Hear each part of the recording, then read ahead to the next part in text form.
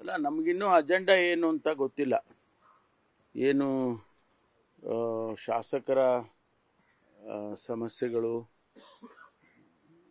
ಅಥವಾ ಸರ್ಕಾರದ ನೀತಿ, ಬಡ್ಜೆಟ್ ಬರ್ತಾ ಇದೆಯಲ್ಲ, ಮುಂದೆ ಫೆಬ್ರವರಿ ಮಾರ್ಚಲ್ಲಿ ಬಡ್ಜೆಟ್ ಬರ್ತಾ ಇದೆ. ಅದಕ್ಕೆ ಚರ್ಚೆಗಳು ಆಗ್ಬೋದು. ಜೊತೆಗೆ ಈ ಜಾತಿ ಜನಗಣತಿ ದೂರ ಬಗ್ಗೆನೂ ಕೂಡ ಏನಾದರೂ ಚರ್ಚೆ ಆಗ್ಬೋದು ಅಂತ ಅಂದ್ಕೊಳ್ತೀನಿ. ಗೊತ್ತಿಲ್ಲ, ಅಜೆಂಡಾ ಇನ್ನೂ ಏನು ಗೊತ್ತಿಲ್ಲ ನಮಗೆ. ಪತ್ರ ನನಗಿನ್ನೂ ನೋಡಿದೆ, ನನ್ನ ಮಾಧ್ಯಮದಲ್ಲಿ ಪತ್ರಿಕೆಗಳಲ್ಲಿ ನೋಡಿದ್ದೇನೆ. ನನಗಿನ್ನೂ ಪತ್ರ ತಲುಪಿಲ್ಲ. ನಮ್ಮ ಕಚೇರಿಗೆ ಏನಾದರೂ ಕೊಟ್ಟಿರ್ಬೋದು ಅನ್ನೋದನ್ನು ವಿಚಾರಿಸ್ತೀನಿ. ಇವತ್ತು ಸಂಡೇ ಅಲ್ಲ. ಸಾರ್ವಭೌಮತ್ವ ಉಲ್ಲಂಘನೆ ಆಗಿದೆ ಅಂತ ತೀರ್ಪು ಕೊಟ್ಟ ಮೇಲೂ ಸರ್ಕಾರ ತನಿಖೆಗೆ ಯಾವ ರೀತಿ ಇಲ್ಲ, ಮೊದಲನೇದಾಗಿ ಅವರ ಪತ್ರ ಏನ್ ಬರೆದಿದ್ದಾರೆ ಆ ಪತ್ರದಲ್ಲಿ ಅಂತ ಹೇಳಿ ನಾನು ನೋಡ್ತೇನೆ. ಅದಾದ್ಮೇಲೆ ನಮ್ಮ ಕಾನೂನು ಸಲಹೆಗಾರರು ಮತ್ತು ಕಾನೂನು ಇಲಾಖೆ ಏನಿದೆ ಅವರ ಜೊತೆ ಸಂಪರ್ಕ ಮಾಡಿ ಅವರ ಸಲಹೆಗಳನ್ನು ತೆಗೆದುಕೊಂಡು ಕಾನೂನು ಚೌಕಟ್ಟಿನಲ್ಲಿ ಏನು ಮಾಡಬೇಕು ಅದನ್ನು ಮಾಡ್ತೀವಿ. ಕಾನೂನು ಯಾರಿಗೂ ಹೊರತಾಗಿರೋದಿಲ್ಲ. ಬಸವರಾಜ ಹೊರಟ್ಟಿ ಅವರು ಕೂಡ ಏನು ಅಧ್ಯಕ್ಷರಿದ್ದಾರೆ, ಅವರು ಆ ಚೌಕಟ್ಟಿನಲ್ಲೇ ತೀರ್ಮಾನಗಳನ್ನು ಮಾಡ್ತಾರೆ. ನಾವು ಕೂಡ ನಮ್ಮ ಆಕ್ಷನ್ಸ್ ಏನಿರುತ್ತೆ ಅವು ಕಾನೂನು ಚೌಕಟ್ಟಲ್ಲೇ ಮಾಡಬೇಕಾಗುತ್ತೆ.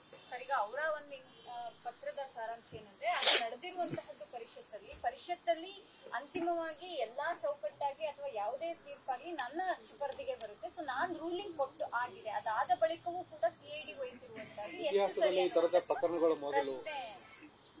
ಅನೇಕ ರೀತಿಯಲ್ಲಿ ಆ ಸಂದರ್ಭದಲ್ಲಿ ಏನು ತೀರ್ಮಾನಗಳಾಗಿದ್ದಾವೆ. ಒಂದು ಕಡೆ ಕಂಪ್ಲೇಂಟನ್ನು ಶ್ರೀಮತಿ ಲಕ್ಷ್ಮೀ ಹೆಬ್ಬಾಳ್ಕರ್ ಕೊಟ್ಟದ್ದು, ಅದರ ಹಿನ್ನೆಲೆಯಲ್ಲಿ ಪೊಲೀಸ್ ಇಲಾಖೆಯವರು ಆಕ್ಟ್ ಮಾಡಿರ್ತಕ್ಕಂಥದ್ದು. ಇದೆಲ್ಲವೂ ಕೂಡ ಈಗ ನಾವು ಪರಿಶೀಲನೆ ಮಾಡ್ತೇವೆ. ಕಾನೂನು ಚೌಕಟ್ಟಿನಲ್ಲಿ ಯಾವ ರೀತಿ ಅದು ಸಮಂಜಸ ಅಥವಾ ಉಲ್ಲಂಘನೆ ಆಗಿದೆ ಅನ್ನೋದನ್ನು ಕೂಡ ಪರಿಶೀಲನೆ ಮಾಡಿ. ಸಿಒಡಿಗೆ ನಾವು ಕೊಟ್ಟಿದ್ದೇನಕ್ಕೆ ಅಂತ ಹೇಳಿದ್ರೆ ಸುಮ್ಮನೆ ಅನವಶ್ಯಕವಾದ ಗೊಂದಲಗಳು ಆಗ್ತಾ ಇದ್ದಾವೆ. ಅದರ ಸತ್ಯಾಸತ್ಯತೆಯನ್ನ ಕಂಡುಹಿಡಿಯಲಿ ಅಂತೇಳಿ ನಾವು ಸಿಐಡಿ ಕೊಟ್ಟಿದ್ವಿ. ಸರ್ಕಾರ ಮತ್ತು ಸಭಾಪತಿಗಳ ಮಧ್ಯೆ ಸಂಘರ್ಷ ಇಲ್ಲ, ಆ ರೀತಿ ಏನಾಗೋದಕ್ಕೆ ಬಿಡೋದಿಲ್ಲ.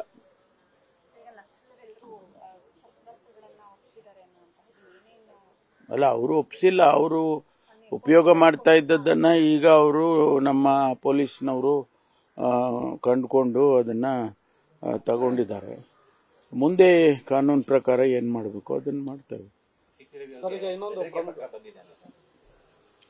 ನಾನು ಮಾಧ್ಯಮದಲ್ಲಿ ನೋಡಿದೆ, ಬಂದಿದೆ ಅಂತ ಹೇಳಿ. ಅದನ್ನ ಗಂಭೀರವಾಗಿ ನಾವು ತಗೊಳ್ತೇವೆ. ಒಂದು ವೇಳೆ ಆ ರೀತಿ ಪತ್ರ ಬಂದಿದ್ರೆ ಅದನ್ನು ಕೂಡ ಪರಿಶೀಲನೆ ಮಾಡಿ, ಈಗಾಗಲೇ ಏನು ಸಿಒಡಿ ಕೊಟ್ಟಿದ್ದಾರೆ ಇವೆಲ್ಲ ನೋಡಬೇಕಾಗುತ್ತೆ. ಗೊತ್ತಿಲ್ಲಲ್ಲ, ನಮ್ಗೇನು ಗೊತ್ತಿಲ್ಲ. ಬರೆದಿದ್ದಾರೆ ಅಂತ ಹೇಳಿ ಅಷ್ಟೇ ಗೊತ್ತು. ಅದನ್ನ ಇಲಾಖೆಯವರು ಪರಿಶೀಲನೆ ಮಾಡ್ತಾರೆ.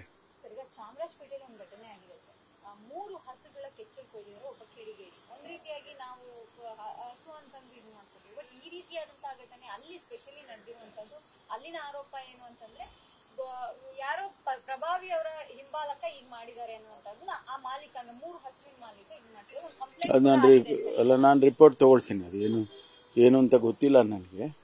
ಆ ಸ್ಟೇಷನ್ ಲಿಮಿಟ್ಸ್ ಅಲ್ಲೇ ಅವರು ಹ್ಯಾಂಡಲ್ ಮಾಡಿರ್ತಾರೆ.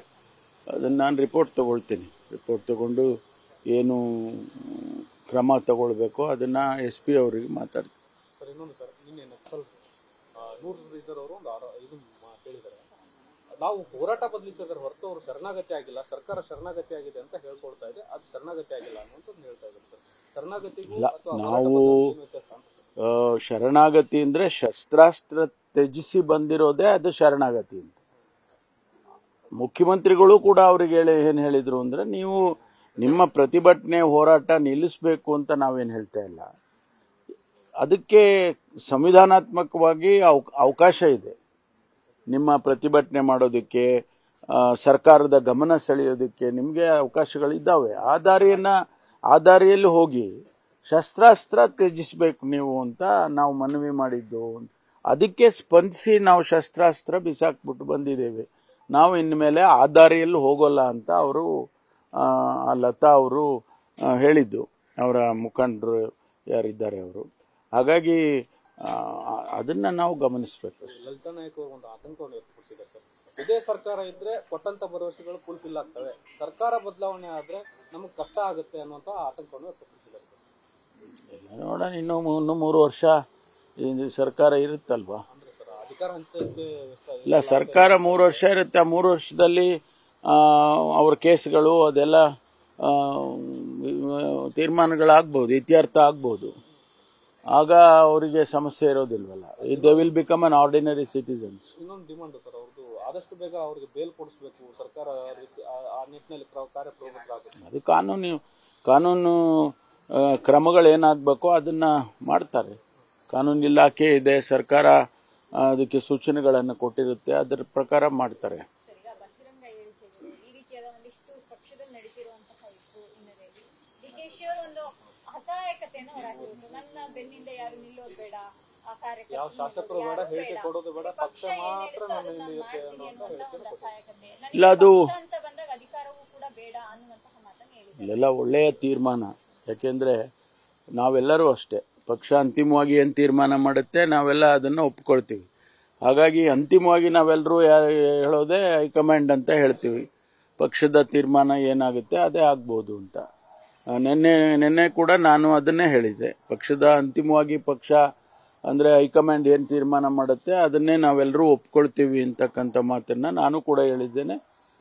ಶಿವಕುಮಾರ್ ಅವರು ಅದೇ ಮಾತನ್ನ ಹೇಳಿದ್ದಾರೆ. ಬಹಳ ಸಂತೋಷ. ನಾವೆಲ್ಲ ಪಕ್ಷದ ಚೌಕಟ್ಟಿನಲ್ಲಿ ಹೋಗಬೇಕಾದದ್ದು ನಮ್ಮ ಕರ್ತವ್ಯ, ಅದನ್ನ ಮಾಡ್ತೀವಿ. Thank you. ನ್ಯೂಸ್ ಫಸ್ಟ್, ನಿರ್ಭೀತಿಯಿಂದ ನಿಮ್ಮ ಪರವಾಗಿ.